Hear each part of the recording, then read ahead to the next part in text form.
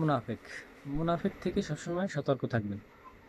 এই মুনাফেক কিন্তু সুদূরের কোনো আত্মীয় নয়।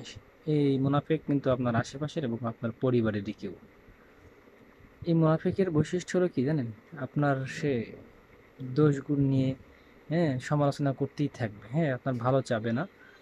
সব মিলিয়ে এই যে মুনাফেক, এই মুনাফেকটা কিন্তু আসলে কোনো একটি সম্প্রদায়ের মানুষ, তাদের মানুষ গলা চললেও মূলত তারা কিন্তু উম, বিধ্বংসী, আক্রমণাত্মক এবং কি আহ, যে কোনো একটি ব্যবস্থাকে, সুন্দর একটি পরিকল্পনাকে আপনার সে নস্যাৎ করে দিবে, ধ্বংস করে দিবে বিভিন্ন কায়দায়। কথা দিয়ে কথা রাখবে না, তার মুখের ভাষা শুনলে আপনার খুবই ভালো লাগবে, খুবই ভালো মানুষ মনে হবে, কিন্তু আসলে সেই আপনার প্রধান শত্রু।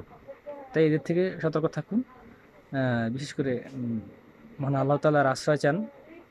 নিশ্চয়ই আল্লাহ তাআলা মুনাফিকের বৈশিষ্ট্য দিয়ে দিয়েছে, এদেরকে চিনে নেবেন। এরা কিন্তু খুবই খারাপ।